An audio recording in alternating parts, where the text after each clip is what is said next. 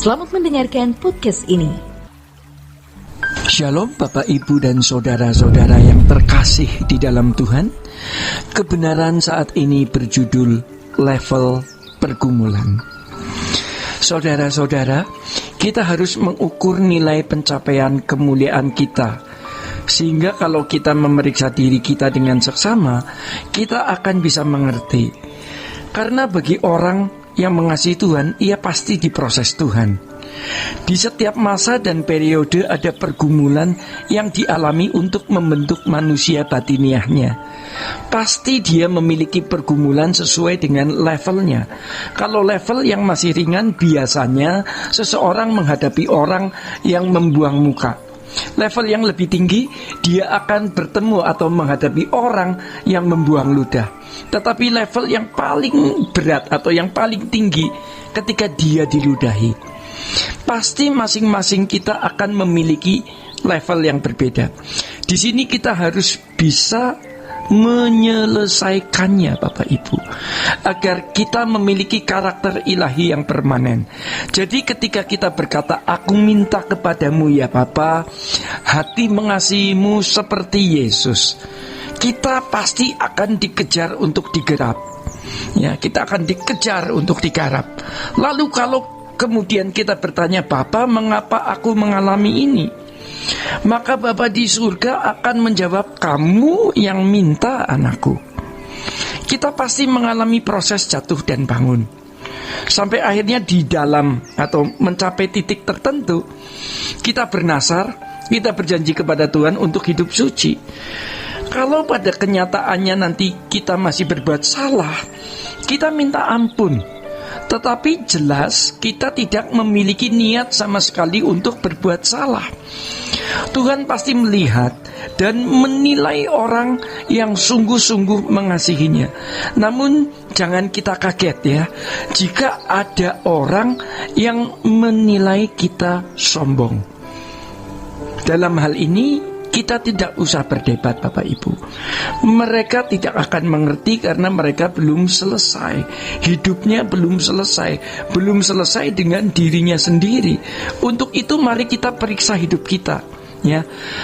Periksa pergaulan hidup, hubungan dengan orang di sekitar kita. Apakah ternyata kita masih banyak cacatnya? Apakah itu kesombongan terselubung, ketidaktulusan, dan sikap-sikap lain yang kita pandang remeh? Tapi kalau kita belajar untuk benar-benar hidup suci, kita bisa melihat kesalahan-kesalahan remeh itu, ya. Ketika ada rangsang untuk berbuat dosa, kita ingat bahwa kita sudah berjanji untuk tidak berbuat dosa. Maka kita pasti akan menjadi lebih kuat. Kita tidak perlu peduli apa kata orang tentang kita. Kita akan lebih merindukan berada atau ada di hadapan tahta pengadilan Kristus, di mana semua keadaan kita akan dibuka di sana dan akan jelas nyata siapa kita masing-masing di hadapan Tuhan. Jadi Bapak Ibu dan saudara-saudara, Tuhan Yesus datang untuk menyelamatkan umat manusia dari dosa manusia. Artinya manusia harus diubah sesuai rancangan Allah semula, di mana Allah menciptakan manusia untuk segambar dan serupa dengan Allah. Tetapi pada umumnya orang berpikir, ya, orang kebanyakan berpikir bahwa dengan kematian Yesus di kayu salib, persoalan dosa sudah beres, sudah selesai. Tuhan Yesus memang berkata sudah selesai, tapi sudah selesai untuk tugas yang harus ditunaikan oleh Tuhan Yesus. Dia menyediakan pengampunan dosa, Dia menyediakan pembenaran. Tetapi proses perubahan yang harus terjadi di dalam kehidupan setiap individu itu belum selesai.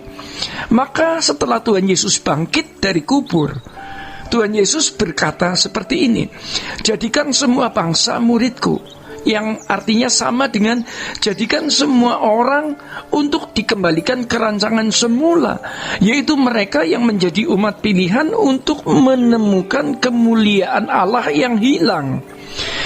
Jadi Bapak Ibu, surga yang mulia hanya akan dimasuki oleh orang-orang yang sudah mulia, orang yang akan dimuliakan bersama dengan Tuhan Yesus. Roma 8 ayat 17. Tuhan Yesus akan dimuliakan karena Tuhan Yesus mulia.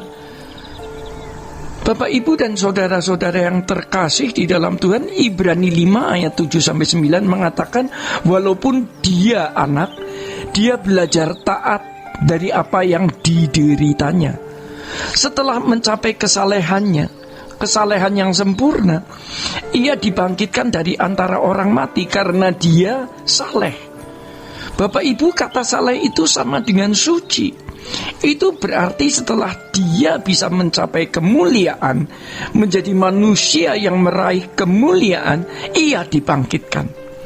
Kalau Yesus tidak taat sampai mati, tidak bisa dibangkitkan, tidak mulia, tidak mungkin dibangkitkan. Dalam hidupnya sebagai manusia, ia telah mempersembahkan doa dan permohonan dengan ratap tangis dan keluhan kepada Dia yang sanggup menyelamatkan dia dari maut. Dan karena kesalehannya ia didengar. Bukan mentang-mentang dia anak Allah, lalu Allah membangkitkan dia. Itu di luar tatanan Allah, ya. Tuhan Yesus harus melalui setiap penderitaannya. Ada tahapan yang harus dilalui oleh Tuhan Yesus. Kalau Tuhan Yesus tidak meraih kemuliaan dan dibangkitkan, maka betapa rusaknya surga itu. Dia taat sampai mati. Tuhan Yesus taat sampai mati, bahkan mati di kayu salib. Maka ia berkata, sudah selesai. Dia menang. Maka di setiap surat kepada 7 jemaat di kitab Wahyu selalu ada kalimat, kamu harus menang seperti aku menang. Menjadi pertanyaan bagi kita semua, apakah kita sudah menang? Kemenangan kita ditentukan dengan apakah kita telah meraih kemuliaan Allah yang hilang atau kurang dalam diri kita. Setiap individu mesti menggumuli dirinya sendiri. Dia tidak bisa menggumuli orang lain. Masing-masing kita punya pergumulan yang berbeda, tetapi proses mekanismenya pasti sama, karena standarnya adalah Alkitab. Ya, yang membedakan adalah yang satu sudah mengalami, yang lain belum. Hidup kita menjadi menarik sekali, ya. Harta dunia menjadi tidak berarti. Kedudukan, kehormatan menjadi tidak berarti. Bapak, Ibu, dan saudara-saudara yang terkasih di dalam Tuhan, persoalan-persoalan hidup yang kita hadapi ternyata itu berkat abadi yang Tuhan berikan kepada kita. Makin hari kita menjadi cemerlang. Allah akan senyum melihat yang satu ini. Mari kita berkemas-kemas dengan menemukan kemuliaan yang hilang ini. Bapak, Ibu, dan saudara-saudara yang terkasih di dalam Tuhan, demikian kebenaran saat ini. Tuhan Yesus memberkati.